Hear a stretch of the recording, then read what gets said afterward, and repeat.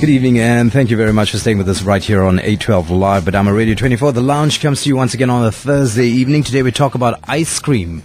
And not just any ice cream. Apparently, it's a big rave within the city, and it's called the Last Polka. We do have in the studios the founders of Last Polka, Mei Yi and Evie. A very good evening to you girls. Good evening. Thank you so much. A lot of Facebooking going on.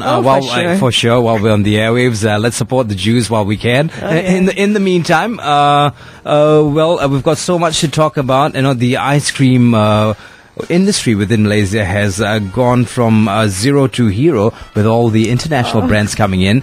But when it comes to our own brands, you know, the only thing I can remember is ice cream potong, and then, you know, everything went away. Now we've got our very own. It's called Last Polka. So who wants to start first? Mei, or I'll nominate May. May, let's go for it, May. Sorry, what are we starting? What are we starting with? You know, how did you guys, come up with this idea of coming up with Last Polka?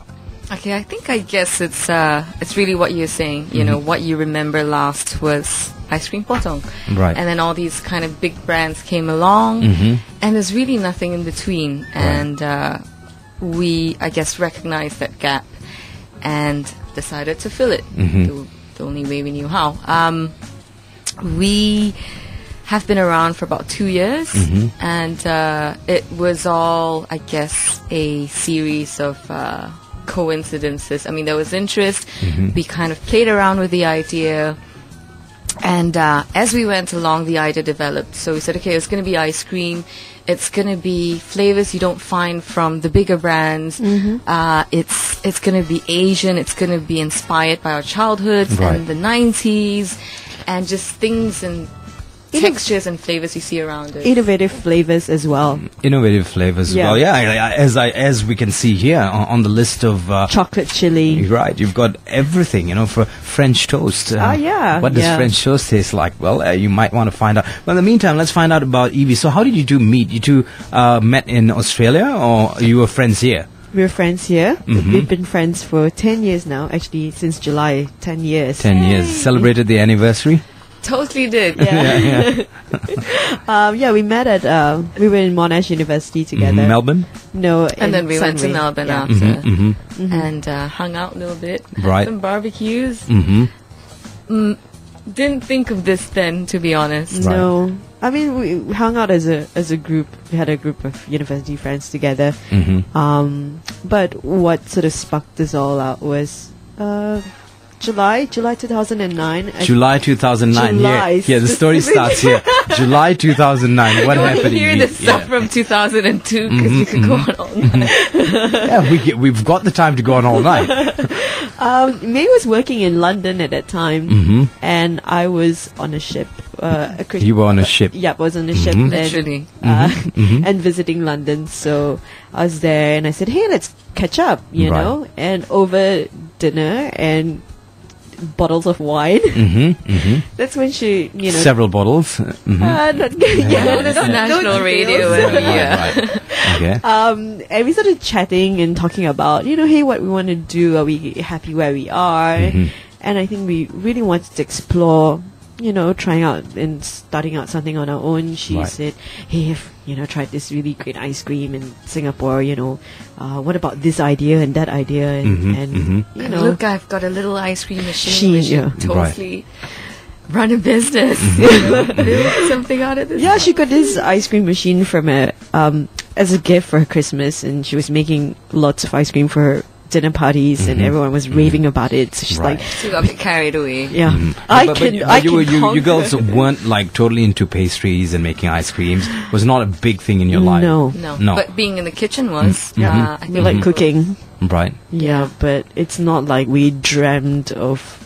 It's not like really, we dreamt of like one day opening an ice cream parlor, or being in the whole like baking desserts sort of thing. Yeah, I think that the one common thing and the one sort of enduring thing is that since we were young, we've both been comfortable in the kitchen, and we actually like our food and everything that revolves around it. So. Right. ice cream is kind of an extension of that. Okay, so May came up with the idea to come up with the ice cream. Evie, what She totally conned me into this. She conned you into this. Yeah, she conned me into this. These are strong words that we're using on the Thursday evening. She conned you into this. I keep saying that whenever times get tough and it's difficult running things, and I'm like, why did I even agree to this? Just throws her hands up in the air and goes, "You conned me into doing this." Yeah. And the thing is that I'd also always wanted to name this business the Last Polka, so she kind of didn't really have a lot of say. I didn't have to say at all. I'm like, okay, what whatever. would you have named it given a chance? Oh no! $1 million question. Thank you. Yeah. Maybe I'll do a spin-off from the Last Polka. A spin-off from the Last Polka. Spin-off. Right. Yeah, and come up with. See, you're clueless as to what you even wanted to do in past tense, and you're still not happy with the idea. Well, if you just joined us, we're currently speaking to the founders of the Last Polka Ice Cream, May and Evie. They started this about 2 years ago. When you started an ice cream, everyone comes up with just an ice cream, the basic flavors, vanilla, chocolate, this, that. Maybe throw in a little something, but you guys just climbed out of the box and came up with some really freaky stuff like Guinness, and this other one, Te Tare. How did you come up with ideas like this, May? Why not? Is I guess the kind of philosophy behind. Yeah, I mean, Guinness is a beautiful drink, right? So is Te Tare. So if they can work so well in liquid form, why not with ice cream? Right. And to be honest, we've tried plenty of funky, freaky stuff, as you call it, and I just thought, hey, these are flavors that would work here, Right. Why not we try it with our local market and see, what the takeoff is? And people loved it. Right. We've done several tasting parties where we really just threw out crazier flavors. We did tom yum and miso and beef bacon and and people just went like, wow, this in ice cream form, I would never think of tom yum ice cream.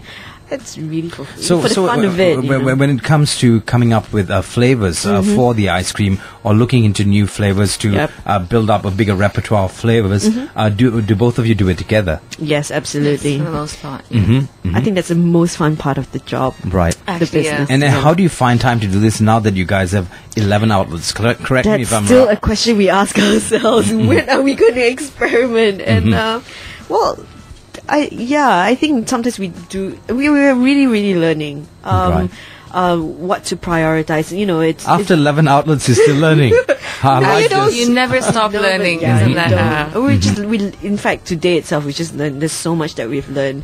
I mean, 11 hours, but really, you're talking about just 2-3 years of running a business. Right.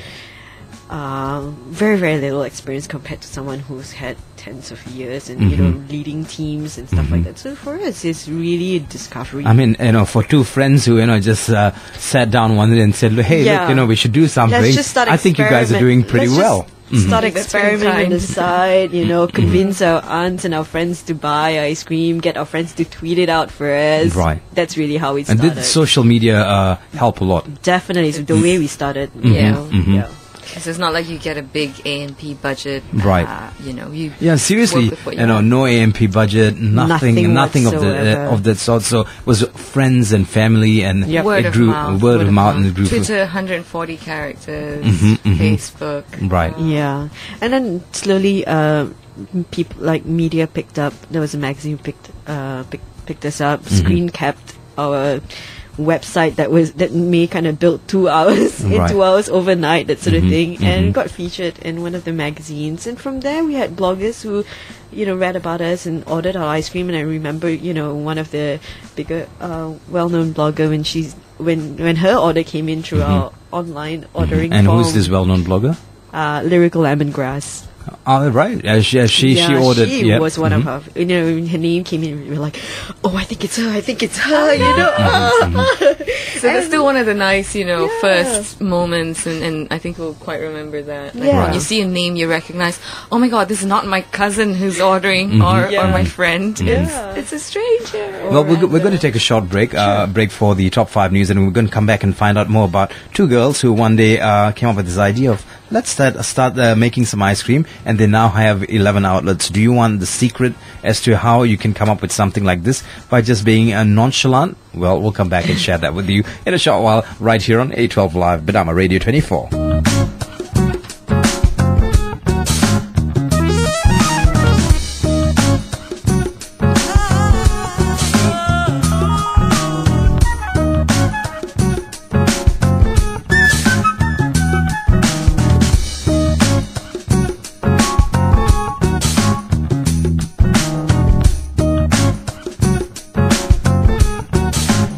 Everyone has a story.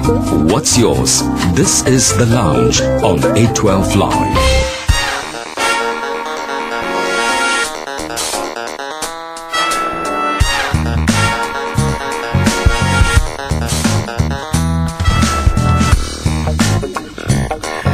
Welcome back to the Lounge, 812 Live, Bernama Radio 24. We're currently learning about ice creams. We're talking about Last Polka Ice Cream, and I'm proud to say that it's one of our very own brands, and it's doing pretty well within KL. Let's talk about expansion. May, would you like to start? Or AEV, would you like to start with this expansion? And what are expansion plans for Last Polka? Well, it's actually a tough one. It's a tough one. It is a tough one. I think simply because, expansion means, growth, and that means, it's step up, for ourselves and being able to think about not just, distribution, but, it's scaling up our kitchen and, training more people and getting more staff. And that's really... It's a question in the end, am I ready to lead a bigger team? Right. If I'm ready, then we can talk. Because every distribution, every new cafe or restaurant that we want to partner with, I really like the idea of building a very personal relationship with them. We know individually all our retailers, all our partners right now. We know what they stand for, how to, what the restaurant's all about, what the cafe's all about, and that's really such a nice way of working. Right. It's, people talk about so much of client relationship but outside. If you already have a great working relationship with people that's helping you out with your business and also staff under you, expansion won't be a problem. It's usually when you have problems with people that you're working with currently is when you'll have problems when you expand. Or apparently that's what they say. That's true. But I think for me personally, it's really where I'm comfortable with. If I'm not ready to lead a bigger team and not ready to, start hiring another 10 people and dealing with them, then how do I even look at my expansion? It's a bit of a chicken and egg situation. Yes, we're actually, just talking about this with someone, I think 2 days ago. Right. And there's the personal aspect of it. Am I ready? Do I want to kind of make this leap? From the business point of view, we do position ourselves as artisanal, small batch gourmet. So how do you go from that, and kind of having this very personal relationship and even knowing your customers, your retailers, your customers, we know a lot of them by name. How do you go from that to scaling? How do you scale and maintain that same sort of personality to the brand? How do you maintain quality, how do you keep the message about your products, the same, when you have 11 outlets and when you have, say, 100.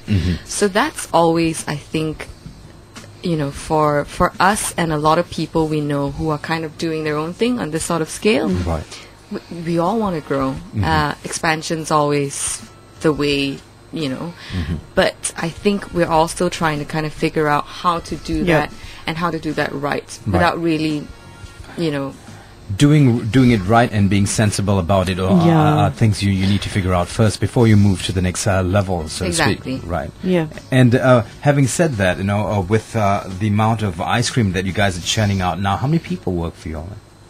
Oh, yeah. We actually have one full-time staff, kitchen hand. And one full-time staff? Yeah. Yeah? It's both of us? Yeah. And a part-time driver. I thought there would be like 100 people working, to supply ice cream to 11 outlets. No. It's the both of you? And we have a kitchen hand. So you started this part-time. Who left work first? Who was the brave one? Me. You were the brave one. Yeah. Well, started doing this full-time first. Me was running something else at the same time. Right. So I, after I left my job in London, I started the ice cream thing, but I also started another company. So I was kind of running both in parallel. And I have just left that one a couple of months ago. So now we're both doing this, properly and really kind of... Right, so advertising part of it, let's do a little advertisement now. 11 outlets, where are they? Me. Okay, there's the Bee, and they're at Jaya 1 and Publica. There's Marmalade in Bangsa Village and Publica. There's Whisk. They're in Empire, Subang, and Wanatama. Simply Mel's, which is in Bangsa South. Fat Spoon in Damansara Uptown. Molly Dukas in Damansara Heights. Warehouse on Jalan Tun HS Lee. God, this is like a competition. Yeah. Right. Square Meal, which is at Sri Panaga in Bangsar. The Tea Republic in Bangsar Shopping Centre. And our latest is Artisan Roast. I like when you girls came in with our latest. In synchronicity. Yeah? Michael, are you hearing this? Michael. Yeah, the new outlet at Bangsa Village too. So that just kind of happened... 2 days Last ago. week. 2 days ago. So there's just the four of you all doing this and supplying ice cream to outlets. How much work does it take? A lot of work. Come on, I'm sure it's not that bad.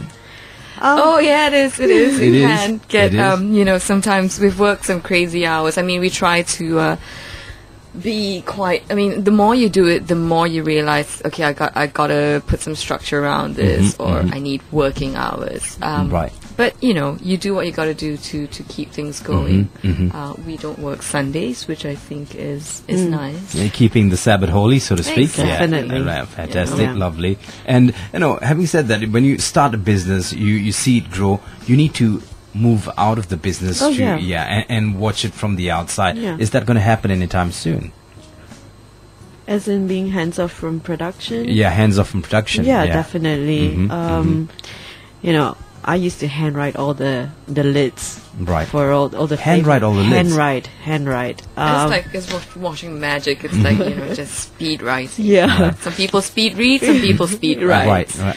And I'm a bit of a perfectionist, so no one else could write the lids except me, unless I think your handwriting is kind of good enough.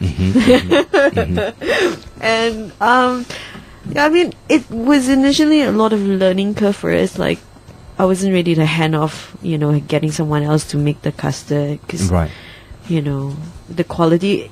We learned this from Simply Mel's. The Mel who cooks in the kitchen, she said it's very hard to transfer flavors, and teach someone. You can give the same recipe to someone, but you give the recipe of a cake to your mom. She makes it differently from how you make it to another lady, but it's the same exact recipe. So it's true what they say, that the hand is definitely important. for sure. It's like true. You go and eat char kway teow in Penang. Right. Hey, you should come to Srumban. Come on, man. Okay, yeah. It's the same thing. You can throw in the same, ingredients into that wok, but how you fry, how long you stir, it's different. And I think even with making custards for the ice cream, this it transfers a lot of flavors. The subtlety, the nuances of experience, of personal preference, of just knowing how a product should taste. Like you go and ask an old lady how to make this rendang, and she's going to go, you're like, how many grams of this or that? She goes, no, a little bit of this, a little bit of that. And she'll scratch her head if you ask her for a recipe. Like, no, I don't know. Not a pinch of salt, a punch of salt. What does a punch mean? No. It's usually like that, and it's the same with ice cream. Yeah. Yeah. To some extent, yeah. But the amazing thing that we've gotten is we've been quite hands off with the production for quite a while. Right. We have gotten still the same amazing feedback from our customers, and every time we tell our kitchen hand, the lady who helps us, with making our ice cream, I said, you've done a really amazing job. Right. We're there to supervise and help, and we check, on it every day. But she's the one who, does increasingly. So I think at some point, you do have to let go, train and let go. Right. Yeah. When you look at marketing a product, more so in Malaysia, and if you look at the demographics, the breakdown of people within Malaysia, a lot of people say now, even people who sell Chinese food say that getting into the halal market is very important because it's a big segment of the Malaysian market. And having said that, with the flavors that you have, how do you cater for these people? Unfortunately, we were asked the question if we were halal very early in our business, but we really wanted to do some alcoholic flavors, right? And there was no way around about it. And we stuck and said, hey, this is what we intended to do. What about a separate line altogether from what you have now, maybe in the future? We have considered that, for the longest time, because the truth is we are in KL, and a huge, I think very significant proportion of our customers are Muslim. So we get this question very often, is it halal? And we always tell them up front, this is our flavor list. We have Guinness and rum and raisin. So not halal. Right. That is not halal, but this is how our kitchen runs, and this is the product. These are the ingredients that go into all our other flavors. There's no alcohol in anything else.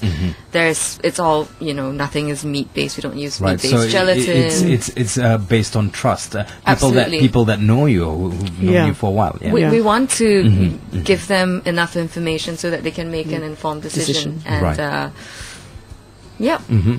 and we'll proceed from that point on. Yeah. Okay. Having said that, when we were talking about different flavors, what was the first flavor you came up with? Evie, maybe you can talk us through the whole evolution of flavors within Last Polka. Evolution. Well, when we was starting this as a side project, Horlicks was our first flavor that we experimented. Right. So we brought over tonight. That's in your freezer. Every time I think of Horlicks, I think of when I had a fever, my mother would shove a mug down my throat and say it's good for you. Yeah. Oh well, we obviously have different. We relate to this beverage quite differently. It was for me. It was kind of a rainy the bee's night. knees. Oh, a rainy night. You're hungry. You get a mug of Horlicks. Mine was after school and getting the sweet and tearing off that like aluminum. Right. The Horlicks sweets. The Horlicks sweets, because it tastes. That was our feedback when people first ate our ice cream. It's like, oh wow, it tastes like the sweet because it's really strong in Horlicks flavor. That was the flavor we started off. We started this as a side project, so we'd come back after work and let's experiment. On the weekends we'll experiment that. Green tea, mango. Wait. So it started with Horlicks, the green tea and mango came out next. Yeah. Black sesame and white coffee. Black sesame and and malt and peanut butter. So we actually launched with 6 flavors.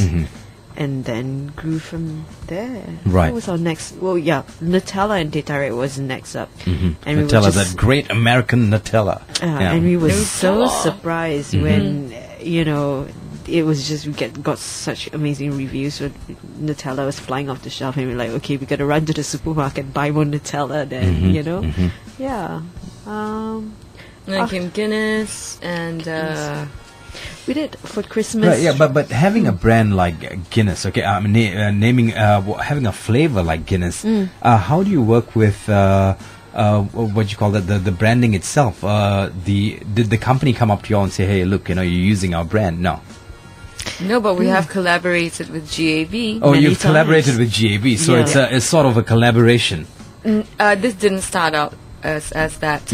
We just kind of ran with it, and I think they got wind of the fact that we were doing Guinness flavors, so we've done an Oktoberfest promotion with them. Right. Another one as well. I think we've catered for one of their events. Heineken was the other one, but then it was a different event that we catered. So you can come up with any flavor you think of, chicken rice anytime soon? Sure.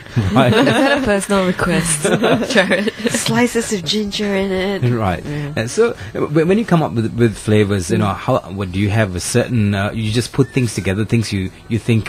Saying if it's French toast, how do you get the French toast flavor? Do you actually put French toast in there, Evie? Yeah, you just think of how would you have your French toast. There's Right. actual toast in there. Mm-hmm. There's butter. Mm-hmm. There's obviously eggs because our ice cream contains eggs. And cinnamon because I personally I love cinnamon too. I It's love fan- my yeah. French toast with Mhm. cinnamon. So this was quite cinnamon laden, yeah. Mhm. And it sometimes flavors, people think like, we whip up flavors really quickly. Right. But some flavors has taken us so long and so many experiments because at the end of the day we want the flavor. If you like, say for example, with pandan or kaya flavor, It's our latest flavor. Yeah. Pandan and kaya. Yeah. We've had so many experiments with kaya. They never tasted good at all. Right. It took us so many More than a year. Mm-hmm. experiments. So yeah. kaya was sort of the pet project that lasted for quite a while. Oh yeah. That missing ingredient is finally found. Yeah, and suddenly we just, saying, hey, why don't we make pandan? And I said, hey, make 2 different flavors and maybe pack it together. Right. See how that tastes like. And surprisingly, really, really combined very, very well. Yeah. So your latest is kaya flavor. So go through the list of flavors. There's rum and raisin, deep dark chocolate, which is apparently a new one. Salted gula melaka. Yes, that's our bestseller. Bestseller. Yeah. And mango. You've got mango. French toast. The bee exclusive. What's that mean? Well, we did it as a exclusive flavor for the bee. Right. It was meant to be just a brunch only, but it got so popular. We now serve it Right. as regular. You all sold out the bee after that. And then there's strawberry cream cheese. Okay. Guinness, Nutella, and tetare. These are all the flavors you have now. Yeah. And kaya and pandan. Pandan kaya. Pandan kaya, sorry. And Horlicks, I think that was quite a... Yeah, Horlicks. Horlicks too. So you've all in all, you've got close to 12, 13 flavors. Yeah. Sometimes we put out a seasonal flavor. Like last year, we did durian when it was in season. Yeah. Okay. Sorry, was it a good or a bad? During the holidays, we did chocolate five spice on the first holiday For season. Christmas, yeah. And then for Valentine's. We did a chocolate chili and the strawberry cream cheese. So depending on the season, you come up with something different. Oh, yeah, absolutely. So pandan kaya would be in conjunction with Ideal Fitri or Hari Raya. A little bit, but Durian was meant to be that this year. Yeah, I should be doing marketing for you guys. Thank you. Yes. Yeah, Would you like to Have a work with us? conversation. So- OJ Law. We did a collaboration kind of 2 months ago with the musician OJ Law. It's part of the series. series called Indie Love Picks, and we created a flavor, an OJ Law flavor. And we ran that. That was a seasonal thing as well, kind of 6 weeks. So it's a flavor, an ice cream flavor inspired by music By the and musician. by the musician. So Hopefully his you can flavor- come up with one for the KL International Jazz Festival next year. The jazz flavor. Yeah. Sure, that's next year. Yeah, brought to you by Last Polka. Well, coming back to you guys as businesswomen, are you overwhelmed by what has happened? Evie, you certainly do have that look. Yeah. Like you're overwhelmed, or are you just knackered from too much work? Overwhelmed. Overwhelmed. Right. And it's taking a while for you to get into that groove, yeah? I think at every stage, it's really, like I said, for me, it's growing myself, challenging myself, being out of the comfort zone at every stage of growth. Right. Maybe somebody else will not feel that way, but I think I never imagined myself running a business. I never grew up wanting to run a business. I got conned into it. Right, you work on to it. We're all well aware of that, and May will have to explain itself in a while. Yeah. Well, coming back to you, May. According to Evie, she's overwhelmed by this whole experience. What about you? You knew this was going to happen. You were cool and calm throughout. I don't think everybody knows what will happen. Yeah. But You've been, you've worked for huge cigarette companies. You worked for you've done advertising. You've done everything. Yeah. So I'm sure you knew what was coming. No, I think you don't completely. I think your expectations versus reality is always going to be a bit of a mismatch every once in a while. And I have been overwhelmed before, but I think just in terms of personality, we approach things slightly differently. And thank God for that, because Evie's the more sensible one, the more analytical one. Right. I am the one who goes, hey, this is a good idea, and isn't this cool, and we should really just jump into it, you know. And she goes, hang on, you know. So I think... So you guys are the Simon and Garfunkel of ice cream, right? I will take that as a compliment. Yeah. Absolutely. So so I think I am a little less apprehensive in general about kind of jumping into things. I do get overwhelmed. But this combination of personalities generally has served us quite well. Because I wouldn't have done all the things that I've done without May. Never imagine. Right. And the company can never function without her, like, just good sense, you know. Okay, enough of this blowing trumpets for each other. Let's get back to reality. You know, looking at the background of you guys going overseas, you know, being exposed overseas, working overseas, and you know, coming back from a place where things are a little different from where we come from. You see a lot of women working within the city, and a lot of them want to do what you girls are doing. Okay, they want to come out, they're sick of being, you know, exploited and, you know, working 16 hours a day for a company sitting there. They want to start their own thing. If I'm going to work 16 hours for myself, that's fine, it's great. So a lot of them want to come out, but they're afraid to come out. You know, if you had any tips or advice to women coming out and starting their own business, what would it be? We'll start with you, Evie. Get as much, you know, emotional support. I mean, if you're talking about women, get as much emotional support. My family has been an amazing support during the tough times when I felt like, I can't do this anymore, and you know, them encouraging you, just taken me far with this. May, what about you, May? Advice to someone who want to do this? Yeah, to women, you know. A lot of women want to leave their jobs and want to start their own thing, you know, because I speak to a lot of them and they say they're sick of working 16, 17 hours a day for a measly paycheck. Well, if I could chip in as well, to start, you know, it doesn't mean we started really, really small. One Tupperware at a time. Right. You know, so try that out. It means giving up, you know, initial days, giving up a bit of your time, giving up your weekends. I was always coming back from work really, really tired and sleepy, and May was like, no, we got to experiment, we got to, you know, let's do this. Right. So having partner, it really, really helps, because, you know, challenging each other and disciplining each other. So one Tupperware at a time, one cake at a time, whatever it is. Work at a pace you're comfortable with. I think there's no kind of set way to start doing your own thing or to, you know, change your life completely. Have a plan. Some kind of plan. But you know, from what we've heard for the past 40 minutes, you are not the person with you're the person with the ideas. Exactly. So off the cuff, you know? like me. Yeah. Get a friend who plans well. Get a friend who plans. And you know that plan is always going to change. And I think at some point, just kind of take that leap. You gotta, you know, nothing's guaranteed. Right. You know, take risks. Just make sure they're calculated risks. I've had some older family friend who you know, advised me and said that he regretted not taking enough. I mean, he's in his like 50s, 60s, really successful, well-to-do, and he said he regretted not taking enough risk in his life. And I look at him and I'm like, wow, you know, you've done so much, and then you still say that you've not, you know, taken enough risk in your life. And one of the things he really told me about was, don't be afraid if you fail. You know, it's okay. I mean, this 60-year-old uncle telling me it's okay if you fail. You know, and I'm like, really? You know, I don't hear that enough. I definitely won't hear that from my parents, that it's okay to fail. Maybe our culture never allowed for that to happen. Yeah, and so it was so refreshing. It just assured me that, okay, you know what? I'll try this. If it doesn't work out, I'll just go back and, you know, try something else. Go back to work. Yeah. There are a lot of people, I think, who start up and then realize that, you know, maybe they don't want to be responsible, financially tied down to a business anymore, and they go back to the corporate world. Right. We've also heard plenty of stories like that. So Well, we've got a minute and a half left, and here's the $1,000,000 question. Wow. How do you keep a partnership going, especially if it's your good friend? Because they always say, never start a business with your friend.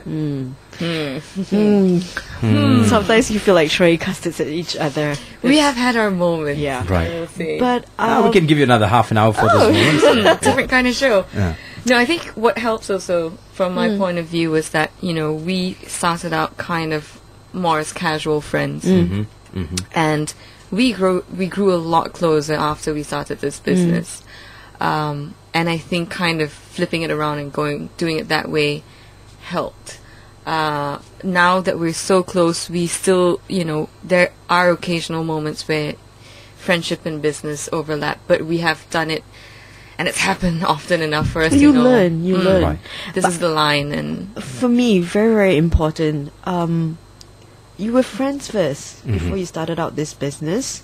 How much do you value that friendship? Right. And if things don't work out with business, then say, okay, it never worked out on that end, but we're still great friends. And say, okay, you know what, I find that I really can't work with you. I mean, and I think, but don't let it stop you from being friends.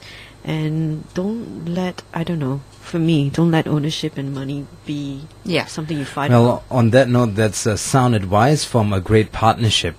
We were just speaking to Evie and Mei Yi, the founders of Last Polka Ice Cream. If you want to check out the website, where I go to how to go to our Facebook page. Our Facebook page is updated a lot more often. So it's facebook.com/thelastpolka. One word. Facebook.com/thelastpolka, and you'll get all the flavors you need and all the information you need about this very proud product of ours, a very Malaysian product, the Last Polka Ice Cream. If my niece calls me and tells me, hey, it's great, Uncle Jared, I'm sure it is. All the best, girls. We hope to have you back here when you have more flavors, and please bring some more flavors next time. We will. It's been fun. Thank you. It's been fun. Likewise. Stay with us. Coming up shortly is News 24 Extra, and just after that, some headlines from around the world right here on A12 Live, Bernama Radio 24. Thank you very much, Evie, for that.